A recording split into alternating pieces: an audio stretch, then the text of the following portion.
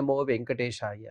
అఖిలాండ కోటి బ్రహ్మాండ నాయకుడైన శ్రీ వెంకటేశ్వర స్వామి వారి దివ్యానుగ్రహ విశేషం చేత ప్రతిరోజు మనం శ్రీమన్ మహాభారత అంతర్గత అరణ్య పర్వలోని తీర్థయాత్ర పర్వ అనే అనుపర్వలోని విశేషాలను తెలుసుకుంటూ ఉన్నాము. ఈరోజు ప్రవచన కార్యక్రమాన్ని మనం మంగళ పద్యాన్ని పఠించుకుంటూ ప్రారంభించుకుందాం. నారాయణం నమస్కృత్య నరం చైవ నరోత్తమం దేవీం సరస్వతీం వ్యాసం తతో జయముదీరయేత్. శ్రీ గురుభ్యో నమః. హరి ఓం.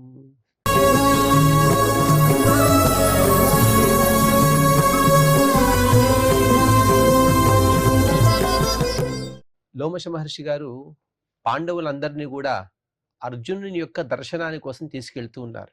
అర్జునుడిని చూసి ఇప్పటికీ 5 సంవత్సరాలైందని స్వయంగా యుధిష్ఠిరుడు చెప్పాడు. అలాగే చెబుతూ అర్జునుని యొక్క గొప్పతనాన్ని కూడా చాలా విస్తారంగా సాక్షాత్తుగా యుధిష్ఠిరుడే వివరిస్తూ ఉన్నాడు.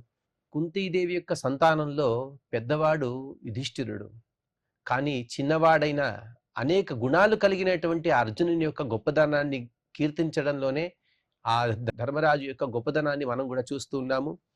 అలాగే పూర్వం బలరాముడి లాంటి మహావీర్యవంతుడు, అలాగే ఏ విధంగా అయితే భీముడు అపరాజితుడుగా ఉన్నాడో అలాగే శ్రీకృష్ణ పరమాత్మ యొక్క శౌర్య పరాక్రమాలు ఈ మూడింటిని కూడా ఆదర్శంగా తీసుకుని అర్జునుడు ఇంత గొప్పవాడయ్యాడు. అలాగే బాహుబలంలోనైనా ప్రభావంలోనైనా ఇంద్రుడికి సమానుడు. ఈ విధంగా సుగుణాలను చెబుతూ ఆ సుగుణవంతులు ఎవరైతే ఉన్నారో వారికందరూ కూడా సమానమైనటువంటి సుగుణాలు కలవాడు అర్జునుడు అని ధర్మరాజు గారు చెబుతూ, తే వయం తం నరవ్యాఘ్రం సర్వే వీర దుదృక్షవః ప్రవేక్ష్యామో మహాబాహో పర్వతం గంధమాదనం. ఓ వీర, ఓ భీమసేన, ఓ మహాబాహో, మనమందరం కూడా అటువంటి మహాబాహువులు కలిగిన బాహువులు పొందడం అంటే అనగా భుజబలాన్ని పొందడం అంటే అర్థం ఏమిటి అంటే ఆ గాంధీవాన్ని ధరించిన వారికి విశిష్టమైనటువంటి ఒక గుర్తులు కూడా ఉంటాయి అని మనం వింటూ ఉంటాం. అటువంటి గుర్తులు పొందినవాడు అర్జునుడు. ఆ అర్జునుని మనం చూడాలనే కోరికతో ఇప్పుడు మనం గంధమాదనాన్ని ప్రవేశిద్దాము. విశాల బదరీ యత్ర నర నారాయణాశ్రమ తం సదా ధ్యుషితం యక్షైః ద్రక్ష్యామో గిరిముత్తమం. ఇక వీరందరూ కూడా బదరికాశ్రమాన్ని ప్రవేశిస్తూ ఉన్నారు. ఆ బదరికాశ్రమం అంటే ఏమిటి అంటే బదరీ ఫలాలు కలిగిన వృక్షాలు, ఆ వృక్షాలతో కూడినటువంటి పర్వతమే బదరికాశ్రమము. అది నరనారాయణాశ్రమంగా కూడా మనం వింటూ ఉంటాము. ఆ విషయాన్ని స్వయంగా చెబుతూ నరనారాయణాశ్రమం ఎక్కడైతే ఉన్నదో, ఏ క్షేత్రమైతే ఎప్పుడు కూడా యక్షులతో సేవింపబడినదో అటువంటి బదరికాశ్రమాన్ని మనం ప్రవేశిద్దామని చెబుతున్నాడు. బదరికాశ్రమం యొక్క గొప్పతనాన్ని శాస్త్రంలో ఇలా చెబుతారు. నేదృశం స్థలమలం శమలగ్నం నాస్య తీర్థ సలిలస్య సమం వాహ నాస్తి విష్ణు సదృశం నను దైవం నాస్మదుక్తి సదృశం హితరూపం. శాస్త్రంలో చెబుతూ ఈ బదరికాశ్రమానికి సమానమైనటువంటి పాపహరమైన క్షేత్రం మరొకటి లేదు. ఈ బదరికాశ్రమంలో ప్రవహించే అలకనందా నది, దీనికి సమానమైన నది తీర్థము మరొకటి లేదు. విష్ణువు కన్నా అనగా బదరికాశ్రమంలో కొలువై ఉన్నటువంటి నరనారాయణుడి కన్నా గొప్ప దైవము లేదు. ఈ మాట కన్నా గొప్ప మాట ప్రపంచంలో ఏదీ లేదు అని కూడా హితవాక్యము మరొకటి లేదు అని ఈ శ్లోకం యొక్క అర్థము. అటువంటి దివ్యమైన క్షేత్రము బదరికాశ్రమము. ఆ బదరికాశ్రమాన్ని మనమందరం కూడా ప్రవేశిస్తూ ఉన్నాము అని ఆనందపడుతూ ఉన్నారు. అలాగే కుబేర నళినీం రమ్యాం రాక్షసైరభిసేవితాం పద్భిరేవ గమిష్యామః తప్యమానా మహత్తపః. వారందరూ ఒక ప్రాంతానికి వచ్చారు. ఈ ప్రాంతం ఎటువంటిది అంటే కుబేర పుష్కరిణి అని చెప్పారు. సాక్షాత్తుగా కుబేరుడు ఇక్కడ నివసిస్తూ ఉన్నాడు. ఆ కుబేర పుష్కరిణి దగ్గరికి మనమందరం కూడా వచ్చాము. ఇక్కడ అనేక పద్మాలు ఉన్నాయి. ఈ పద్మాలన్నిటినీ కూడా రాక్షసులు వీరు అనగా రాక్షస అనే పేరు గల దేవతలు అని చెప్పారు. నీలకంఠాచార్యులు వారు చెబుతారు, కుబేరుని యొక్క ఆ పుష్కరిణి సరోవరం కొలను ఏదైతే ఉన్నదో అక్కడ రాక్షస అనే ఒక గణం కలిగిన రాక్షస గణం అనే పేరు గల దేవతలు ఆ పుష్కరిణిని రక్షిస్తూ ఉన్నారు. ఇటువంటి సందర్భంలో మనమందరం కూడా పద్భ్యామేవ గమిష్యామః, మనం కాలిబాటనే మనం ఆశ్రయిద్దాము, వాహనాల ద్వారా మనం వెళ్ళడం వద్దు. నచ యానవతా శక్యో గంతుం దేశో వృకోదర నృశంసేన లుబ్ధేన నాప్రశాంతేన భారత. హే భారత, భరతవంశంలో జన్మను పొందినటువంటి హే వృకోదర భీమా, ఎవరైతే యానందులో అనగా వాహనాల్లో వెళ్ళాలని అనుకుంటారో, యానంలో వెళ్ళడం అంటే అర్థం ఏమిటి అంటే వారి వారి దర్పాన్ని చూపించడం అని అర్థం. సాధారణమైనటువంటి మార్గాల్లో యానం ద్వారా వెళ్ళవచ్చు, కానీ క్షేత్రాలలో అలాగే పెద్ద ఋషులు మునులు ఉన్నటువంటి సందర్భంలో వారందరూ కూడా అటువంటి సందర్భంలో కాలి నడక ద్వారా మాత్రమే వెళ్ళాలి. అకస్మాత్తుగా యానాదు మనం అధిరోహిస్తే మన ప్రయాణాల్లో అనేక ఆటంకాలు కలుగుతాయి. ఆ విషయాన్ని చెబుతూ నచయానవతా శక్యో గంతుం, యానం ద్వారా అనగా వాహనం ద్వారా మనం వెళదామంటే ఈ మార్గంలో మనం వెళ్ళలేము. అలాగే నృశంసేన, ఎవరైతే క్రూరమైన స్వభావం కలిగిన వాడు ఉంటాడో, లుబ్ధేన, లోభము అంటే మనం వింటూనే ఉంటాం, లోభం అనే దుర్గుణము. ఆ లోభం నిండుగా ఉన్న వాడిని లుబ్ధుడు అంటారు. ఆ లుబ్ధుడు. అలాగే నా ప్రశాంతేన, ప్రశాంతమైన మనస్సు లేనివాడు తీర్థక్షేత్రాలకు వెళ్ళలేడు. మనం ఎందరో వృత్తాంతాలను చూస్తూ ఉంటాం. మనస్సులో ఏదైనా కల్మషం ఉన్నా, మనస్సులో ఏదైనా దోషం ఉన్నా కూడా వారికి తీర్థక్షేత్రాల యందు ప్రవేశం అనేది దక్కదు, వాళ్ళు వెళ్ళలేరు. తత్ర సర్వే గమిష్యామో భీమార్జున గవేషిణః సాయుధా బద్ధ నిస్త్రింశాః సార్ధం విప్రైర్ మహాత్మభిః. హే భీమా, మనమందరం కూడా ఆయుధాలను ధరిద్దాము. ఆయుధాలను ధరించడం అంటే ఏదో ఆపదలు వస్తాయి అనే ఒక కారణమైతే, ఇంకొకటి మనం వీర పరాక్రమాలు కలిగినటువంటి అర్జునుని చూడడానికి ఎప్పుడైతే వెళ్తున్నామో అతనికి ఇష్టమైనది ఏమిటంటే ఆయుధాలు. ఆ ఆయుధాలు కనబడగానే అతను కూడా ఆనందపడతాడు. కాబట్టి మనమందరం కూడా ఆయుధాలను, ఖడ్గాలను ధరిద్దాము. వ్రత సంపన్నులైనటువంటి విప్రులు మనతో ఉన్నారు. వారందరూ కూడా వేదఘోషాన్ని చేస్తారు. ఆ వేదఘోషాన్ని వెంటనే చూసి విన్న వెంటనే అర్జునుడు చాలా ఆనందపడతాడు. కాబట్టి అందుకోసం మనమందరం కూడా అలాగే ఇటువంటి సులక్షణ పూర్వకంగా మన యాత్రను ప్రారంభించి ఈ లక్షణాల సహితంగానే మనం అర్జునుడిని దర్శిద్దాము. మక్షిక దంశ మశకాన్ సింహ వ్యాఘ్రాన్ సరీసృపాన్ ప్రాప్నోతి అనియత పార్థ నియతాహ తన్న పశ్యతి. ఈ నరనారాయణాశ్రమం ఉన్నది, దానిపైనే కుబేర నళిని ఉన్నది, అనగా కుబేరుని యొక్క కొలను. ఈ ప్రాంతాల్లో ఎవరు వెళ్ళగలరు, ఎవరు వెళ్ళలేరు అనే విషయాన్ని చాలా సుందరంగా వర్ణిస్తున్నారు.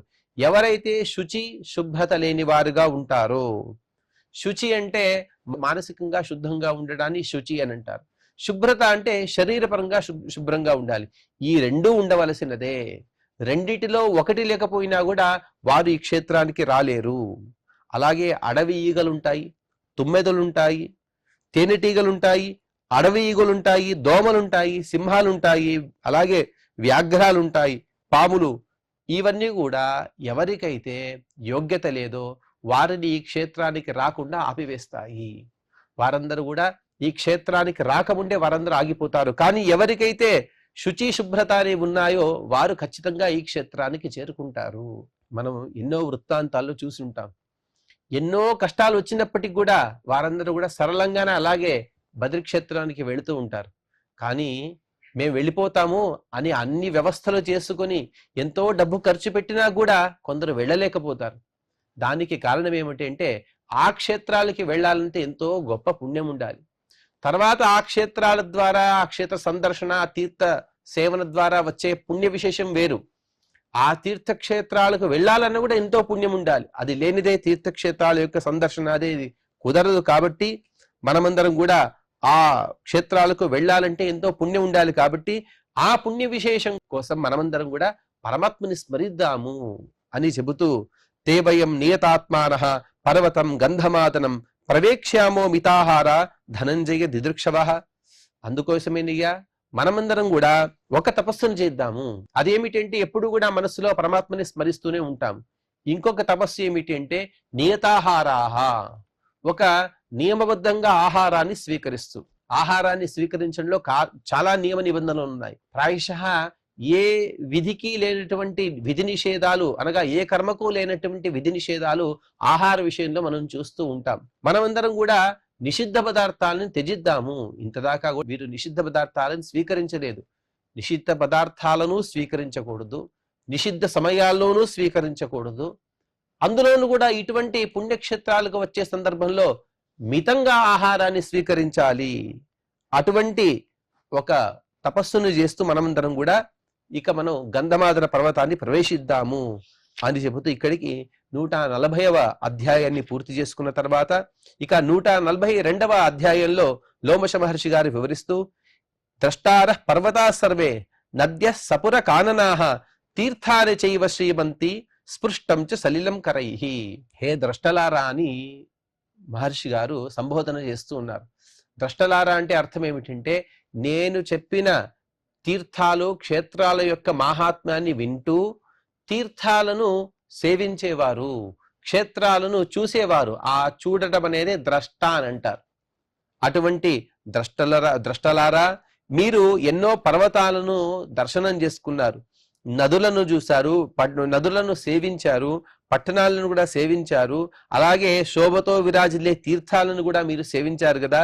ఇక ఆ తీర్థక్షేత్రాల్లో మీరు స్పృశించిన ఏదైతే మీరు స్పర్శ చేసిన నీటి యొక్క మహాత్మ్యం ఉన్నదో ఆ మహాత్మ్యం ద్వారానే మీ తర్వాత ప్రయాణం అనేది సుఖంగా కొనసాగుతుంది. పర్వతం మందరం దివ్యం ఏష పంతా ప్రయాస్యతి సమాహితా నిరుద్విగ్నాః సర్వే భవత పాండవాః. ఓ పాండవులారా, అలాగే పాండవుల యొక్క పరివారంతో వచ్చే ఓ ప్రజలారా, మీరందరూ చక్కగా వినండి. ఈ ప్రాంతము అనగా మనం వెళ్ళేటువంటి మార్గము ఇది మందర పర్వతానికి పోతున్నది. మందర పర్వతానికి వెళ్ళాలంటే ఇదే మార్గంలో వెళ్ళాలి. మీ హృదయాలను గట్టిగా మీరందరూ కూడా ధైర్యంగా ఉండాలి. మీరందరూ ఎటువంటి కలత అనేది పొందవద్దు. అయం దేవ నివాసో వై గంతవ్యోనో భవిష్యతి ఋషీణాం చైవ దివ్యానాం నివాసః పుణ్యకర్మణాం. హృదయంలో ఎందుకు కలత చెలరేగుతుంది అంటే ఇదంతా కూడా దేవనివాసం, దేవభూమి. సామాన్య మానవులు సంచరించడానికి యోగ్యమైన భూమి కాదు. ఇక్కడికి వెళ్తే చాలు ఉన్నట్టుండి మన హృదయంలో ఒక విచిత్రమైనటువంటి వికారాలు వస్తూ ఉంటాయి. ఆ వికారాల వలన ఎప్పుడెప్పుడు మనం వెనుదిరిగి వెళ్ళిపోదామని అనిపిస్తూ ఉంటుంది. కానీ మీరెవరు కూడా కంగారు పడవద్దు. మీరందరూ కూడా పుణ్యవంతులు. పుణ్యం చేస్తే గాని ఇంతవరకు మనం రాలేము కాబట్టి మీరందరూ కూడా పరమాత్మని స్మరించండి. ఇక్కడ ఋషులు ఉంటారు, సిద్ధులు, సాధ్యులు, వారందరూ కూడా ఇక్కడ ఉంటారు. మొత్తానికి ఇక్కడ నివాస పుణ్యకర్మణం. ఎవరైతే పుణ్యకర్మలను ఆచరిస్తూ ఉంటారో వారు మాత్రమే ఇక్కడికి రాగలరు. అలాగే ఏషా శివజల పుణ్య యాతి సౌమ్య మహానది బదరీ ప్రభవారాజన్ దేవర్షి గణసేవిత. అదుగో ఇక్కడ ప్రవహిస్తున్నది ఈ నది శివజల. శివము అంటే మంగళము, మంగళమైన జలము కలది. దీన్ని మహానది అని కూడా పిలుస్తారు, లేకపోతే గంగా, లేకపోతే అలకనంద అని కూడా పిలుస్తారు. ఈ నది బదరీ క్షేత్రంలో మాత్రమే ప్రవహిస్తుంది. ఈ నదిని దేవతలు, ఋషులు వీరందరూ కూడా సేవిస్తారు. అంటే బదరీ ప్రభవ అంటే ఒకే నది, ఒకే ప్రవాహమే. పైన ఇప్పటి వ్యవహారంలో మనం చూసుకుంటే గంగోత్రి నుండి ప్రారంభించిన నది ఒక్కొక్క సందర్భంలో ఒక్కొక్క పేరును పొందుతూ ఉంటుంది. కొన్ని చోట్ల భాగీరథి అని పిలుస్తారు, కొన్ని చోట్ల గంగా అని పిలుస్తారు, కొన్ని చోట్ల అలకనంద అని పిలుస్తారు, కొన్ని చోట్ల మందాకిని అని పిలుస్తారు. ఈ విధంగా పలు పేర్లతో ఒకే ప్రవాహాన్ని పిలుస్తుంటారు. కాబట్టి ఇది పవిత్రమైన జలముల కలది. ఏషా వైహాయసైర్నిత్యం వాలఖిల్లేర్ మహాత్మభిః అర్చితా చోపయాతా చ గంధర్వేశ్చ మహాత్మభిః. ఇక్కడ ఆకాశ మార్గంలో సంచారం చేసేవారు మహాత్ములైన వాలఖిల్యులు, అలాగే మహాత్ములైన గంధర్వులు కూడా ఈ నదిని పూజిస్తారు. గగనంలో సంచారం చేసేవారు దేవతలు, ఋషులు, మనుష్యులు, గంధర్వులు, కిన్నరులు, యక్షులు, సిద్ధులు, సాధ్యులు వీరందరూ కూడా ఆకాశ మార్గం ద్వారానే సంచరిస్తారు. వారు భూమి పైన సంచరించరు కాబట్టి వారిని వైహాయసలు అని అంటారు. అలాగే వాలఖిల్యులు, మహాత్ములైన వాలఖిల్యులు అని చెప్పారు. వాలఖిల్యులు అంటే ఎవరు అంటే వీరు సూర్యుని యొక్క రథాన్ని అధిరోహించి ఆ రథం యొక్క పలక ఏదైతే ఉంటుందో ఆ పలక పైన ఉంటారట. దాదాపుగా ఒక్కొక్క చోట్ల ఒక్కొక్క సంఖ్యను చెబుతారు. సామాన్యంగా మనం చూసుకుంటే 60,000 మంది వీరెప్పుడు కూడా సూర్యుని యొక్క రథం పలక పైన ఉంటారు. వీరందరూ ఎందుకు అక్కడ ఉంటారు అంటే ఎప్పుడైతే సూర్యుడు ఉదయిస్తాడో, లేకపోతే అస్తమిస్తాడో, లేకపోతే మధ్యాహ్న కాలంలో గ్రహాలు అతన్ని గ్రహించడానికి, ఆ సూర్యుడిని బాధించడానికి వస్తారు.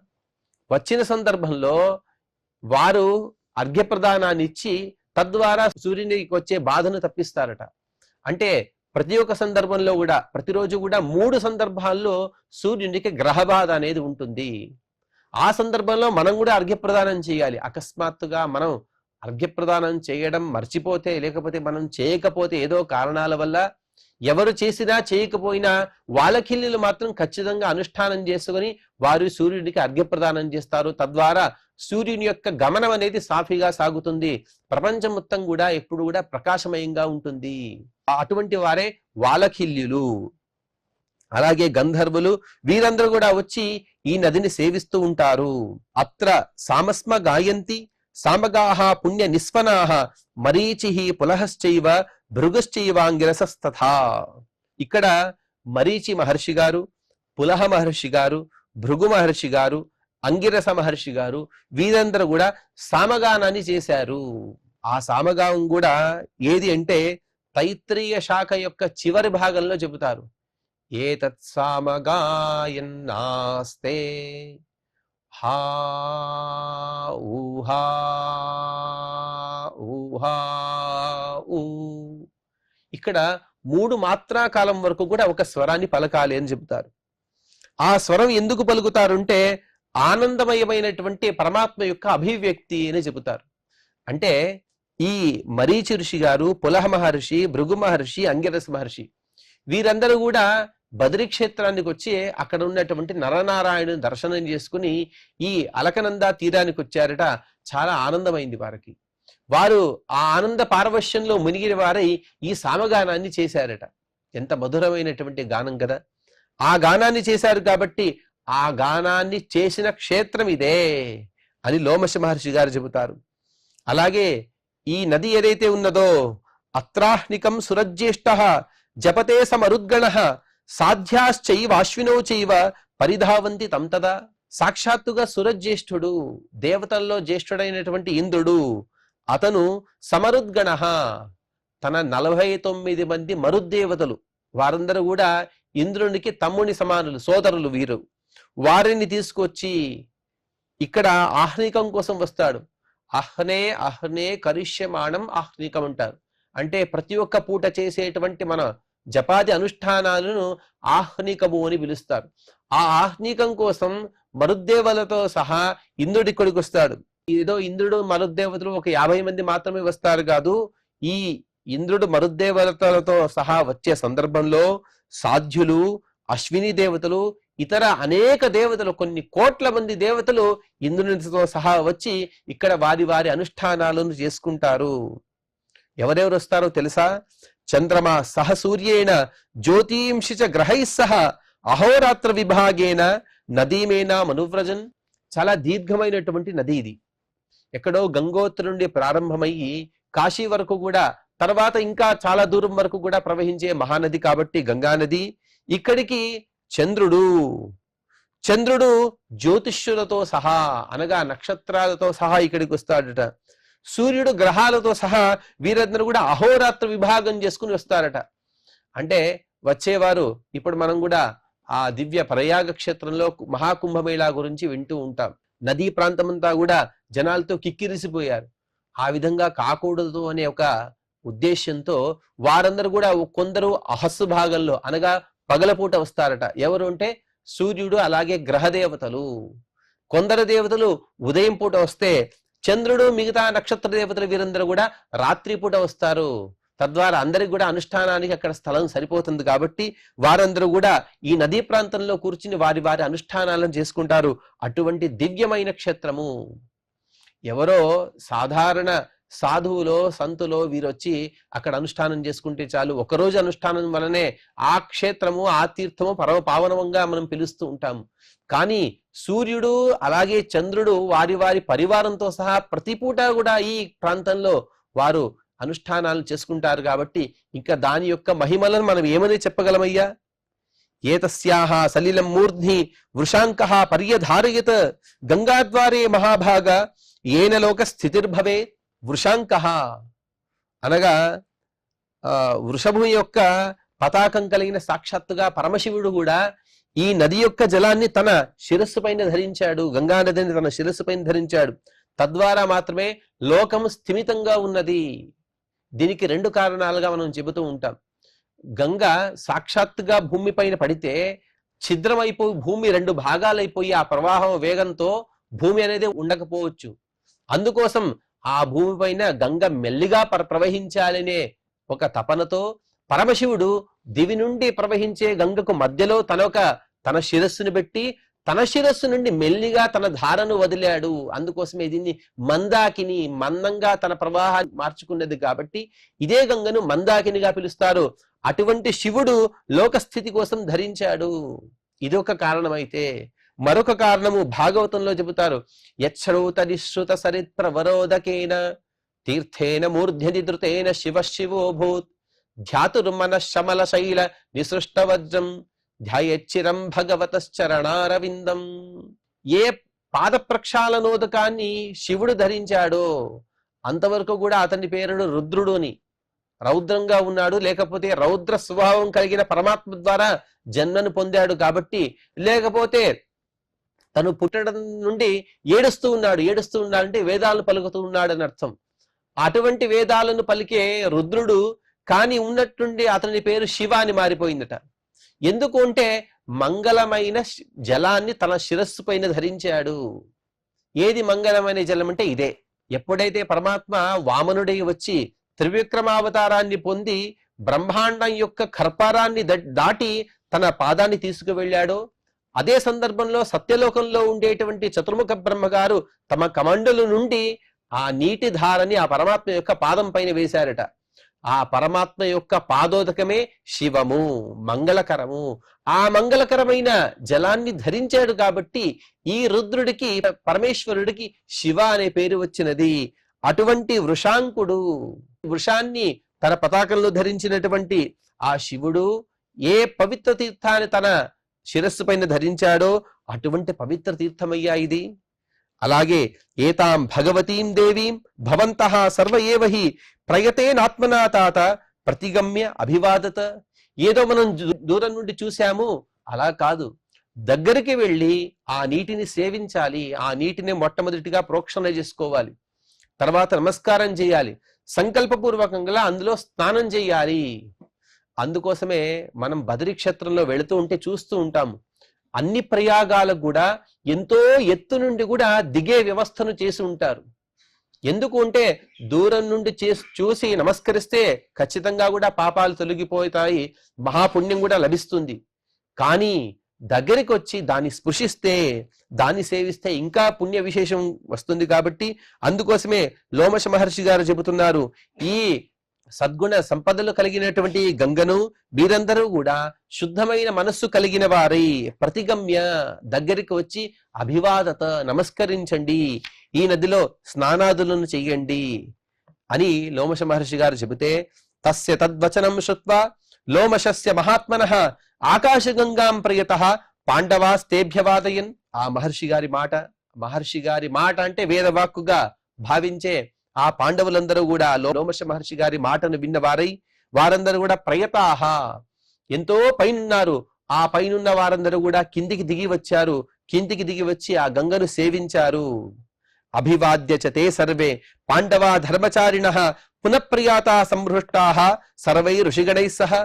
అభివాదనం చేశారు, నమస్కారం చేశారు, వారు స్నానాదులను చేసుకున్నారు. అన్ని చేసుకుని తర్వాత ధర్మబుద్ధి కలిగినటువంటి ఆ పాండవులందరూ కూడా వారి ఋషులతో సహా పునః ప్రయాణాన్ని కొనసాగించారు. తతో దూరాత్ ప్రకాశంతం పాండురం మేరు సన్నిభం దదృశిస్తే నరశ్రేష్ఠ వికీర్ణం సర్వతోదిశం. ఇక కాస్త దూరం నుండి వారికి ఒక ప్రకాశవంతమైన ఒక పదార్థం కనబడుతుంది. ఆ పదార్థం ఎలా ఉన్నది అంటే మేరు పర్వతంలాగా తెల్లగా మెరిసిపోతుంది. ఆ ప్రకాశం చాలా దూరం నుండే కనబడుతుంది. అంటే ఇక్కడి నుంచే కనబడుతుంది, కానీ అది చాలా దూరంలో ఉన్నది అనే విషయం కూడా వీరికి తెలుస్తుంది. అంత దివ్య ప్రకాశం కలిగిన ఆ వస్తువు ఏది అని వారికి తెలియట్లేదు. తాన్ ద్రష్టు కామాన్ విజ్ఞాయ పాండవాన్ సతు లోమశః ఉవాచ వాక్యం వాక్యజ్ఞః శృణుధ్వం పాండునందనాః. వారందరూ కూడా ఇక అడగాలి అని అనుకుంటున్నారు. వారి చూపుల ద్వారానే లోమశ మహర్షి గారి తెలిసిపోయింది. వీరు ఈ వస్తువు యొక్క వృత్తాంతాన్ని తెలుసుకునే ప్రయత్నం చేస్తున్నారు కాబట్టి వీరికి ఈ వస్తువు యొక్క వివరాన్ని నేను అందించాలి అని అనుకుంటూ ఆ లోమశ మహర్షి గారే ఆ వస్తువు యొక్క స్వభావాన్ని, ఆ వస్తువు యొక్క పుట్టుకను కూడా తెలపబోతూ ఉన్నారు. ఆ వస్తువు ఏమిటి, అది ఎందుకు అక్కడ ఉన్నది అనే విషయాన్ని మనం తర్వాత ప్రవచనంలో తెలుసుకునే ప్రయత్నం చేద్దాం. ఈనాటి ప్రవచన కార్యక్రమం యొక్క ఫలాన్ని శ్రీ వెంకటేశ్వర స్వామి వారి దివ్య పాదపద్మముల యందు సమర్పణ చేస్తూ క్షమాప్రార్థనను అలాగే మంగళ శ్లోకాన్ని పఠిద్దాం. యదక్షర పదభ్రష్టం మాత్రాహీనం చ యద్భవేత్ తత్సర్వం క్షమ్యతాం దేవ నారాయణ నమోస్తుతే. శ్రియః కాంతాయ కళ్యాణ నిధయే నిధయేర్థినాం శ్రీ వెంకట నివాసాయ శ్రీనివాసాయ మంగళం.